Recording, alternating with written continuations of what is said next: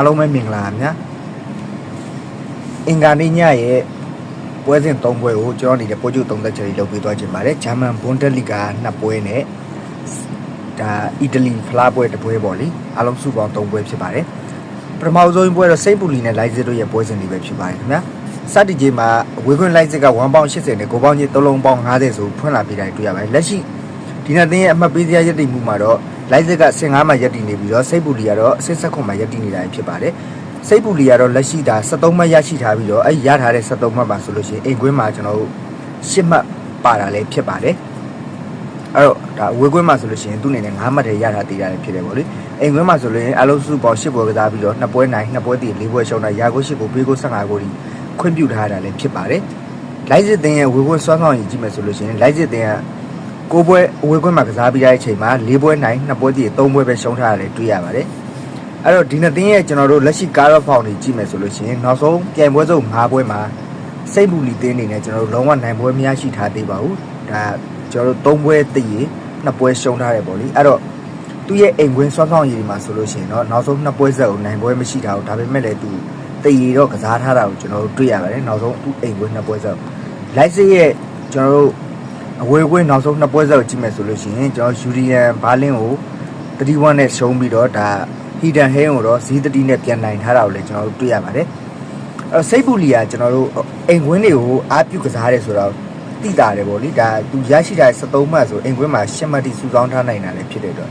လိုက်စစ်တင်ကတော့လက်ရှိမှာဆိုလို့ရှိရင်သူ့အနေနဲ့ဒါပြန်ပွဲစုံ5ပွဲမှာ3ပွဲရှုံးပြီးတော့2ပွဲနိုင်ထားတာကိုလည်းတွေ့ရပါတယ်လိုက်စစ်ကတော့ကျွန်တော်တို့ခြေစွမ်းကပုံမှန်မရှိပေါ့လေဒါတက်လိုက်ကြလိုက်ဖြစ်နေတာပေါ့လေအဲ့တော့ဒီနေ့ပွဲမှာဆိုလို့ရှိရင်ကျွန်တော်ကတော့ဒီနေ့တင်းရဲ့ head to head ထိခိုက်တွေ့ဆုံမှုတွေမှာဆိုလို့ရှိရင်လည်းဒါလိုက်စစ်အသင်းနေနဲ့နောက်ဆုံး5ချိန်မှာဆိုလို့ရှိရင်စိတ်ပူလီကိုသူ့အနေနဲ့2ချိန်နိုင်ထားတာတွေ့ရပြီးတော့စိတ်ပူလီက2ချိန်နိုင်ထားပြီးဒီချိန်ကတော့တည်ကြထားတာကိုတွေ့ရပါတယ်နောက်ဆုံးထိတိုက်တွေ့ဆုံမှု5ချိန်ပြီးခဲ့တဲ့ရာသီအိမ်ခွင်းဝေခွင်းစွမ်းဆောင်ရည်မှာဆိုလို့ရှိရင်စိတ်ပူလီအနေနဲ့2ချိန်လုံးရှုံးထားတာကိုကျွန်တော်တို့တွေ့ရပါတယ်အဲစိတ်ပူလီကသူ့ရဲ့အိမ်ခွင်းမှာဆိုခန်းစစ်ကိုကြီးကြီးလေးလေးကစားတတ်တာဖြစ်တဲ့အတွက်ဒီနေ့ပွဲမှာဆိုလို့ရှိရင်ကျွန်တော်စိတ်ပူလီ body နဲ့9ပေါင်းအောက်ကိုကြိုက်ပါခင်ဗျာစိတ်ပူလီ body မနေရဘူးဆိုရင်တော့9ပေါင်းအောက်ကိုအဓိကရွေးချယ်နေမှာဘာဖြစ်လို့လဲဆိုတော့စိတ်ပူလီအနေနဲ့အိမ်ခွင်းမှာဆိုလို့ရှိရင်သူ့အနေနဲ့ခံစစ်ကိုကြီးကြီးလေးလေးကစားထားနိုင်တဲ့အကြောင်းပါတယ်ပေါ့လေဒါကြောင့်မို့လို့ကျွန်တော်စိတ်ပူလီရဲ့9ပေါင်းအောက် body နဲ့9ပေါင်းအောက်ကြိုက်ပါတယ်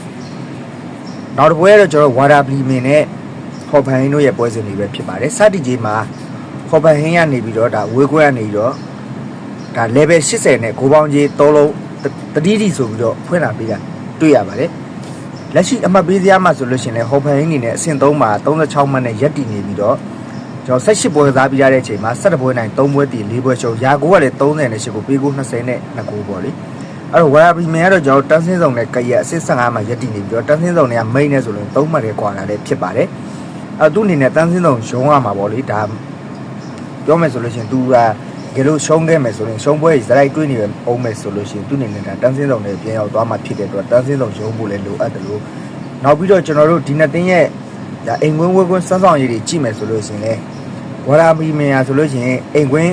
မှာဆိုလို့ရှိရင်တော်တော်လေးကောင်းတယ်လို့ပြောလို့ရပါတယ်ရှစ်ပွဲကစားပြီးတဲ့အချိန်မှာ3ပွဲနိုင်3ပွဲတည်2ပွဲပဲရှုံးတာရာကို17ကိုပေးကို15ကိုပေါ့လေဒါရမှ12မှတ်ထိစုဆောင်းထားနိုင်တာကိုတွေ့ရပါတယ်ဝေကွင်းမှာဆိုတော်တော်ညံ့တယ်ပေါ့လေသူရထားတဲ့အမှတ်မှာဆိုလို့ရှိရင်ကျွန်တော်တို့ဒါအိမ်ကွင်းမှာ12မှတ်ထိစုဆောင်းထားနိုင်တာကိုကျွန်တော်တို့တွေ့ရတယ်အိမ်ကွင်းအားပြည့်ကစားတာကိုတွေ့ရတယ်ပေါ့လေအဲ့တော့ဒီဟော့ဖန်ရဲ့ဝေကွင်းစွမ်းဆောင်ရည်ကြည့်မယ်ဆိုဟော့ဖန်ရဲ့ဒီဟာဒီဝေကွင်းမှာရှုံးပွဲတစ်ပွဲတည်းကြုံတွေ့ထားရတဲ့အသင်းလည်းဖြစ်တယ်ပေါ့လေလက်ရှိ9ပွဲမှာဆိုလို့ရှိရင်သူ့အနေနဲ့ဒါ9ပွဲဝေကွင်းမှာကစားထားပြီးတော့5ပွဲနိုင်3ပွဲတည်တစ်ပွဲတည်းရှုံးတာရာကို19ကိုပေးကို10ကိုခွင့်ပြုထားတာတွေ့ရပါတယ်အဲ့တော့ကျွန်တော်တို့ဟော့ဖန်ရဲ့ဆိုလို့ရှိရင်လည်းနောက်ဆုံးပြန်ပွဲဆုံး5ပွဲမှာဆိုလို့ရင်လုံးဝရှုံးပွဲမရှိထားသေးတဲ့အသင်းပေါ့လေဝါဒါပရီမန်ကြည့်မယ်ဆိုလို့ရှိရင်ပြန်ပွဲဆုံး9ပွဲမှာဝါဒါပရီမန်ကတော့2ပွဲရှုံးထားတာကိုကျွန်တော်တို့တွေ့ရပါတယ်အဝေးကွင်းပွဲတွေပဲသူရှုံးထားတာပေါ့လေသူကဆိုလို့ရှိရင်လည်းအိမ်ကွင်းမှာတပွဲတည်းကစားထားတာတည်ပါတယ်ဒါကတော့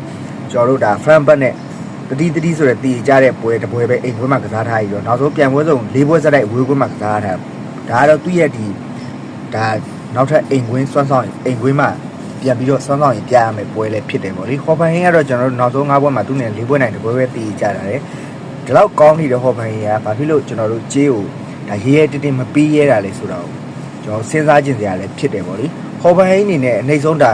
1အပေါင်းဒါ20 30လောက်ထိပေးလို့ရတယ်ဒါမှမဟုတ်လို့ရှိရင်လည်းလုံးသက်ရည်လုံးနှုတ်20လောက်ထိဒါတင်းပေးလို့ရတယ်ပေါ့လေဟော်ဖန်ကြီးကနိုင်နေဆိုလို့ရှိရင် ဒီနေ့ပွဲမှာတော့ကျွန်တော်တို့ဒါဟော်ဘန်ဟင်းနေနဲ့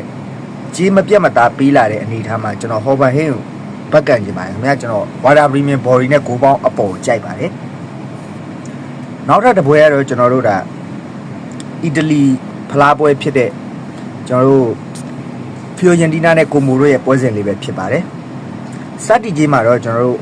ဒါအဝေးကွင်းကိုမိုက level 80ကိုပေါင်းကြီးနှလုံး80ဆိုပြီးတော့ဖွင့်လာပြီးတာလည်းတွေ့ရပါတယ်အဲ့တော့ကိုမိုကြည့်မယ်ဆိုလို့ရှိရင်လည်းကိုမိုကဒီနောက်ဆုံးပြန်ပွဲဆုံး၅ပွဲမှာဆိုလို့ရှိရင်သူ့အနေနဲ့ဒါတပွဲတည်းရှုံးပြီးတော့ဒါတပွဲတည်းရေ၃ပွဲနိုင်တာတော့လည်းတွေ့ရပါတယ်အဲ့တော့ကျွန်တော်တို့ဖီယိုယန်တီနာကိုကြည့်မယ်ဆိုရင်ဖီယိုယန်တီနာလည်းဒါနောက်ပိုင်းပွဲတွေမှာဆိုလို့ရှိရင်သူ့အနေနဲ့ရလက်ပြန်ပြီးတော့ကောင်းလာတာကိုလည်းကျွန်တော်တို့တွေ့ရပါတယ်နောက်ဆုံးပြန်ပွဲဆုံး၅ပွဲမှာဆိုလို့ရှိရင်၂ပွဲနိုင်၂ပွဲတည်ကစားတာတွေ့ရပါတယ်သူတည်ကြထားတဲ့ပွဲတွေကတော့AC Milan တို့ Lazio တို့လိုအသင်းကြီးတွေပါတယ်ပေါ့လေ